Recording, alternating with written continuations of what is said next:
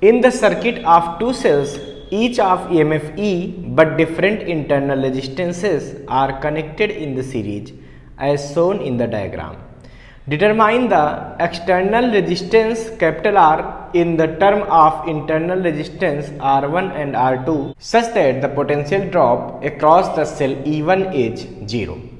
तो देखिए बच्चों, इस क्वेश्चन में हमसे दिया है कि अगर ये दो सेल हैं और यहाँ से कुछ ऐसे करंट फ्लो होती है एक एक्सटर्नल रेजिस्टेंस R में, मतलब ये यहाँ से ऐसे कनेक्टेड है, ठीक है। यहाँ ऐसे करंट फ्लो होती है कि पहले सेल पे पोटेंशियल ड्रॉप 0 है, तो हमको इस कैपिटल R की वैल्यू बच्चों कैलकुलेट करनी होगी। तो सोचिए, पहले तो आपको यहाँ ये दिख रहा है कि अगर ये सर्किट है, ठीक है, तो यहाँ पर एक करंट फ्लो हो रही होगी। इस सर्किट का नेट ईएमएफ कितना होगा? सोचो, ये दोनों कैसे लगे हैं? सीरीज में। तो नेट ईएमएफ यहाँ का होगा E1 प्लस E2। यहाँ लिख देंगे क्या? Net EMF in circuit. तो ई नेट बराबर आ जाएगा E1 प्लस E2, और दोनों का ईएमएफ सेम दिया है ना दोनों सेल का, मतलब ई नेट की वैल्यू आएगी E प्लस E, या कह सकते हैं ई नेट की वैल्यू 2E। तो नेट ईएमएफ कितना आ गया? 2E। टोटल रेजिस्टेंस कितना होगा इस सर्किट का? सोचो। तो बच्चों देखो, देखने में क्या लग रहा है? सारे resistance capital R, R2, R1 सब कैसे हैं? सीरीज में है।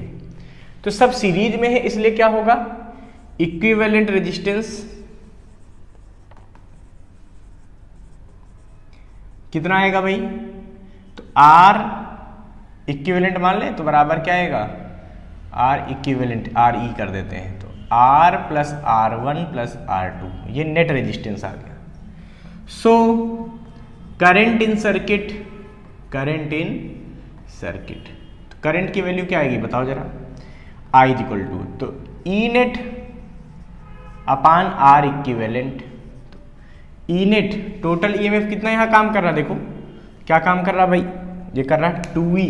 कितना कर रहा है बच्चों? 2E अपान RE। RE की वैल्यू कितनी है? R plus R1 plus R2। ये स्मॉल R1 स्मॉल R2 क्या है? इंटरनल रेजिस्टेंस है, इसलिए ध्यान रखना भाई, बहुत बढ़िया। अब देखिए बच्चों, यहाँ पे हम बात करते हैं कि इन्होंने कहा कि यहाँ करंट कुछ ऐसी है कि इस पे पोटेंशियल ड्रॉप 0 है, मतलब V1 0 है, इस पे पोटेंशियल ड्रॉप कितना है? V1। तो सेल का पोटेंशियल ड्रॉप E1 वाले EMF का 0 है। तो यहाँ पर लिखेंगे क्या? पोटेंशियल ड्रॉप एट E1 लिखेंगे पहले, पोटेंशियल ड्रॉप एट E1, ठीक है। ये कितना होगा भाई? ये होगा V1 बराबर E1 माइनस IR1, ठीक है। तो V is equal to V1। अब सोचो, ये जो V1 है ये क्या दिया है? 0। तो अकॉर्डिंग टू क्वेश्चन V1 बराबर 0। जब V1 0 कर दोगे तो क्या मिलेगा? E1 minus IR1 small R1, ठीक है, is equal to 0। But E1 की जगह हम E लिख सकते हैं, बिल्कुल लिख सकते हैं, तो लिख दो यहाँ पे। तो E minus IR1 is equal to 0, या E is equal to IR1। E देखो, I की वैल्यू यहाँ पे पुट कर दो, ठीक है। ये क्वेश्चन नंबर 1 कहते हैं, पुट I फ्रॉम फर्स्ट। तो भैया पुट कर दो, क्या बनेगा जरा बताओ हमको। तो E बराबर बनेगा I की जगह 2E upon capital R plus small R1 plus R2 into R1, ठीक है। E से E काट दो, ऐसे काट दिया। अब क्रॉस मल्टीप्लाई कर दो, क्या बचेगा? R plus R1 plus R2 बराबर 2R1, ठीक है। इनको उधर ले जाओ, कैपिटल R निकाला आएगा, यही निकालना था बिल्कुल।